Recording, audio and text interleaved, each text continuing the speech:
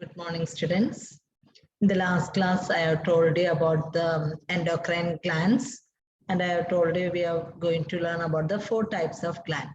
Today, we will be seeing in more detail about pancreas and thyroid. And we'll be starting with pituitary gland, but pituitary gland, I'll just tell you what it is, and detail we'll be studying in the next class. Okay, so today we are going to see the endocrine glands. Do you know what is endocrine glands? Can anyone tell me what is endocrine gland? Endocrine glands are the glands which are no duct. Endocrine glands are the glands which don't have any ducts. They will be directly poured into the blood. They will be directly pouring their secretion into the blood. Such gland is called as endocrine gland. One type of gland is that is pituitary gland. Pituitary gland is that it's located in the brain, near the base of the brain, and it is a pear-shaped. It's also known as master gland because it will control all our body activities. All the growth hormones, secretions, it will be controlling. And this will be controlling our thyroid gland. Rest of the endocrine glands, everything is controlled by our pituitary gland. And this pituitary gland, there are secretions, that is growth hormone is there, and thyroid tropic hormone is there, then it's secretions. So that we'll be seeing in detail, you will be learning in the next class. Now I will be showing you the gland. What we are going to study is the pancreas and thyroid gland. Here, first we'll see what is pancreas. The pancreas is the common bile duct. See, it is seen here. This is the pancreas. This has got a duct-like gland, and see, this can act as exocrine gland as well as endocrine gland. It can act as both exocrine and endocrine gland. So that is why it is called as heterocrine gland. Pancreas is called as either exocrine or endocrine, or it can also be called as endocrine gland. So now you understood which is the pancreas gland. See, this is the gland which is called as pancreas. Now we'll see. Pancreas is mixed gland. As I told you, it can be either exocrine or endocrine. It may be having duct or they may not be having duct. They'll be directly pouring as well as they'll be pouring their secretion in the duct also. It has self-secreting enzymes and also secreting hormones. As a ductlet gland, it has special group of hormone that is called as islets of Langerhans. The cell where their secretions are done is called islets of Langerhans. Just you underline that word, it's very, very important, and it is sure board exam question. That's got a cells that is called as islets of Langerhans. Then next you see, this islet cells produce 3 hormones. Now what we saw, that cell will be producing 3 type of hormone. One is insulin, glucagon, and somatostatin. So insulin, you may be heard, your grandparents will be having insulin injection. They may be taking due to diabetic, that all you may be heard, isn't it? So this hormone in our body that is secreted by our pancreas is insulin. We will give more importance to learn about insulin. The other 2, just only you have to know. Then they are found from different kinds of cells. That may be like beta, alpha, and delta. So beta, from beta, the insulin is formed, and from glucagon is formed from alpha, and somatostatin is formed from delta cells. We have seen the cells, islets of Langerhans. So there are 3 types of cell, alpha, beta, and delta. So in beta, the insulin is formed, and the glucagon is formed from alpha, and the somatostatin is formed from delta. Insulin is secreted by beta cells. It promotes glucose utilization. It will be providing more glucose in your body. And it will be, if there is more glucose, that will be stored as glycogen in your liver. The liver cannot store glucose in the form of glucose itself. So what they will do, they will convert it into glycogen. And whenever you need energy, this glycogen will be again reconverted into glucose, and it will be forming in the form of energy in your body. So they can't store as glucose for a long time in our body. So that's why the liver liver will be storing this glucose in the form of glycogen. Then under secretion of insulin. If insulin is deficiency is less in our body, suppose the hormone secretion is very less in our body, then it will be causing diabetes mellitus. Underline that name, disease name, which is also called as hyperglycemia, and it will be fully loaded with sugar. Your urine will be fully loaded with sugar, and they will be that patients will be always feeling thirsty, and they'll be losing more water from their body by urination, and they lost their weight and they'll become weaker and weaker. So this diabetes mellitus meaning is in urine there will be more sugar. That urine taste will be sugary taste, and you can see when the urine is passed outside or something, you can see ant forming around the urine because of the sugar. Such patients is called as diabetes mellitus or glycemia, hyperglycemia. Then sugar level in the blood, if it is lower, when the blood sugar is very low in your blood, then you will be causing coma state. Sometimes you may fall and you may go into the coma state. So sugar level should be always checked properly. So the glucagon is secreted from alpha cells, and they will be giving you more sugar in your blood. And if it is more also, it will be causing problem. So over, if it is more sugar in your blood is too much of lower, then the disease is called as hypoglycemia, where you go to the coma stage like. So that's all about the pancreas.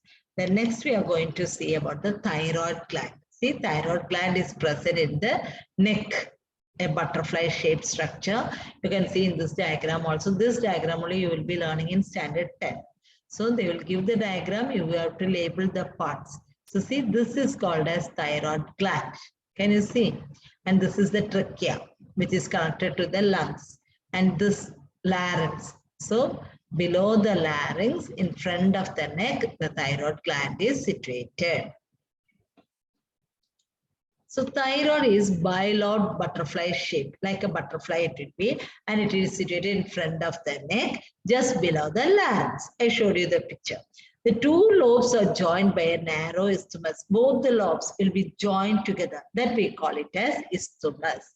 And it will be giving you an hormone secretion called as thyroxine or calcitonin.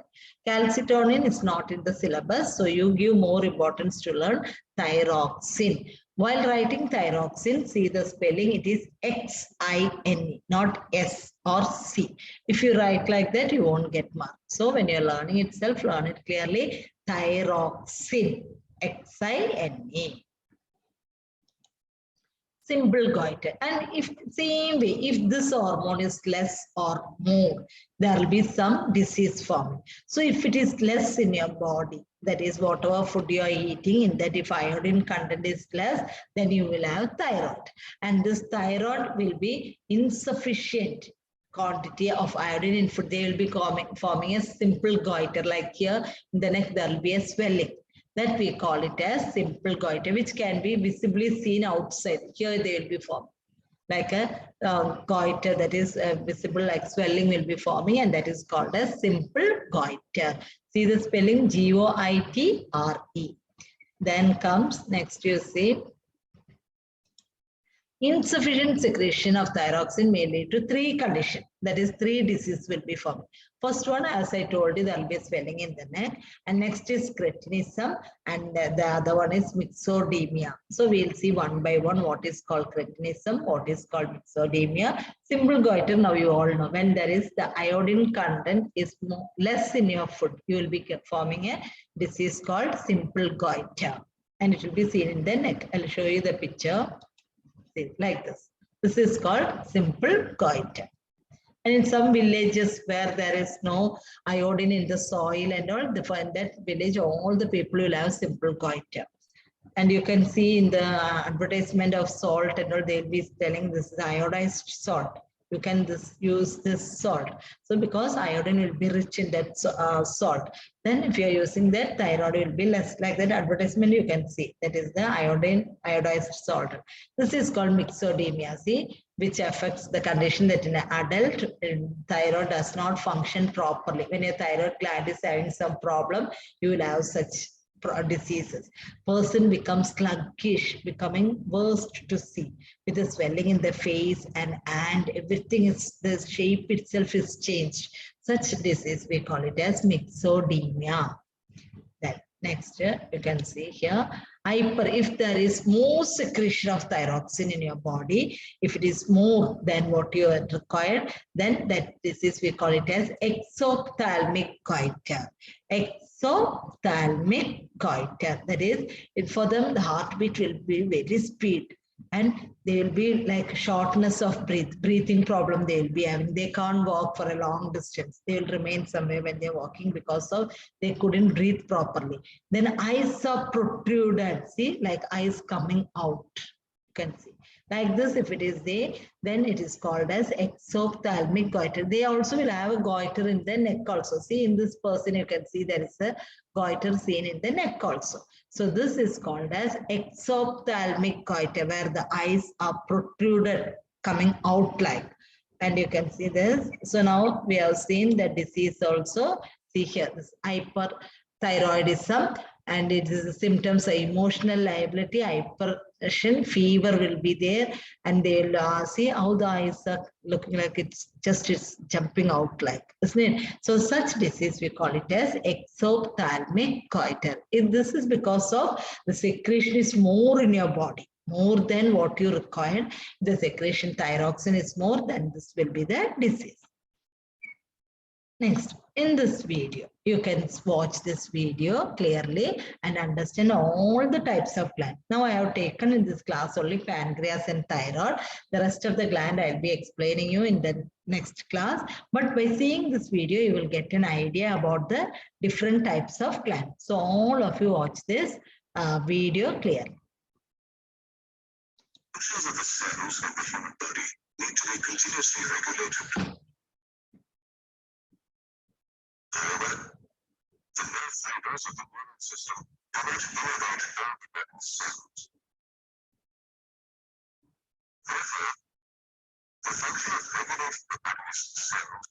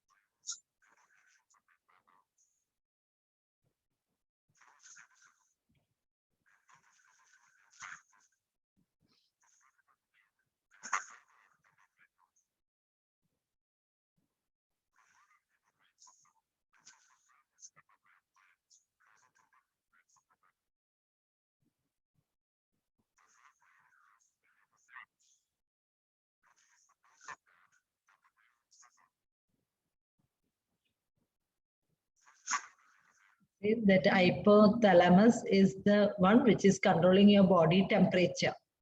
Clear? And you can see here where it's this pear-shaped structure is called as pituitary gland.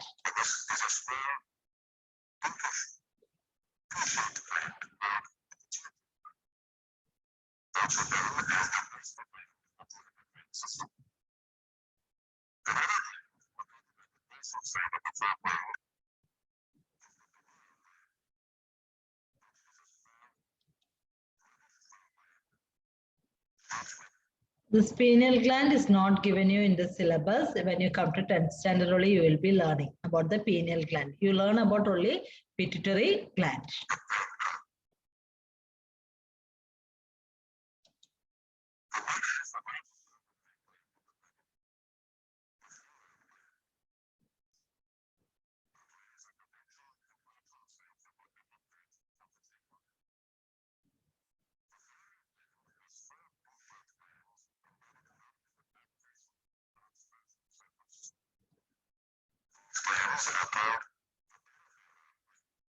This is what we are telling, butterfly shape, and it is seen in the front of the neck.